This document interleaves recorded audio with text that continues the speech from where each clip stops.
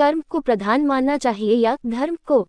वेदों के अनुसार क्या है इस सवाल का सही जवाब?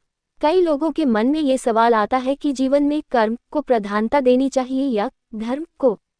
इस सवाल का जवाब जानने के लिए सबसे पहले कर्म और धर्म की सही परिभाषा समझनी होती, तभी आप जान पाएंगे कि इन दोनों में से किसे चुनना सही है और किस राह पर चलकर कौन सा परिणाम हासिल होगा। आज के दौर में लोग दो भागों में विभाजित हैं, कुछ लोग कर्म को प्रधान मानकर जीवन व्यतीत कर रहे और कुछ धर्म को। लोगों की जीवन शैली, विश्वास और आस्था में केवल इन्हीं दो शब्दों को लेकर भेद है।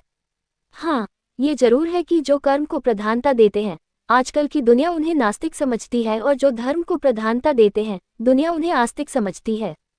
ये समझ का फेर केवल इसलिए है क्योंकि आज की दुनिया धर्म को केवल भगवान और धार्मिक कार्यों से जोड़कर देखती है और वह धर्म शब्द का सही अर्थ नहीं समझती। खैर, जो भी हो, लेकिन मुख्य सवाल यह है कि कोई भी व्यक्ति कर्म को प्रधान माने या धर्म को। कर्म और धर्म का संबंध। धर्म और कर्म का एक दूसरे से अन्योन्याश्रय संबंध है। अगर कोई व्यक्ति कहता है कि धर्म से उसका कोई लेना देना नहीं और वह केवल कर्म पर ध्यान देता है, तो यह संभव नहीं, क्योंकि एक तरह से सत्कर्म ही धर्म है। धर्म धार्मिक कर्मकांडों पर नहीं बल्कि पाप और पुण्य पर चलता है, एवं पाप और पुण्य का फैसला कर्म के आधार पर ही होता है। गीता में भी श्री कृष्ण ने कहा है कि जो व्यक्ति परोपकार, प्रेम और जन कल्याण की भावना से कर्म करता है, वही धर्म है। भगवान भी तो जन कल्याण के उद्देश्य से ही जन्म लेते हैं, और उन्होंने कहा है कि जो जन कल्याण कर रहा, वह एक तरह से उनके ही निमित्त शुभ कार्य को कर रहा।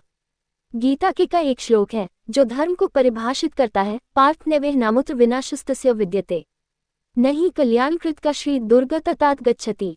इस श्लोक में भगवान श्री कृष्ण कहते हैं कि जो व्यक्ति निरंतर जन कल्याण के कार्य करता रहता है, उसका इस किसी भी लोक में कहीं भी विनाश नहीं होता। भलाई करने वाला व्यक्ति कभी भी किसी से पराजित नहीं होता है। इस श्लोक में धर्म को कर्म से अलग नहीं किया गया है।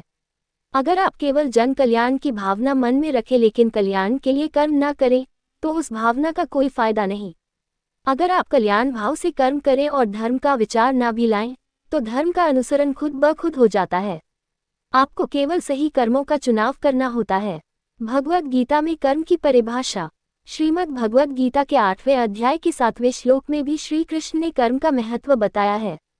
श्लोक इस प्रकार है, तस्मात् सर्वेषु कालेषु मामनुस्मर युद्ध च मयि अर्पित मनोबुद्धिर्मामे वैश्यस्य संशयम्। श्री कृष्ण अर्जुन से कहते हैं कि तुम मेरा चिंतन करो, लेकिन अपना कर्म भी करते रहो। भगवान कृष्ण का कहने का अर्थ था कि आपको भगवान का नाम लेने के लिए समय निकालने की आवश्यकता नहीं है, बल्कि सत्कर्म करना और स्वधर्म निभाना ही भगवान को प्रमुखता देना है। श्री कृष्ण कहते हैं कि कर्म किए बिना जीवन सफल नहीं हो सकता है, और केवल अपने कर्म से हमें वो पुण्य अथवा परिणाम मिल सकता है जो तप से भी नहीं मिलता।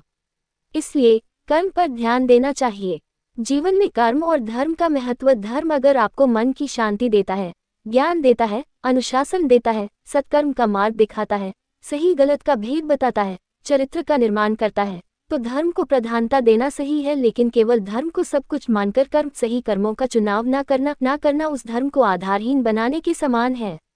धर्म अगर भावना है, तो कर्म उस भावना की परीक्षा है जिसमें आपको उत्तीर्ण होना है, अन्यथा आप प्रधानता किसी भी बात को दे, कोई फर्क नहीं पड़ेगा।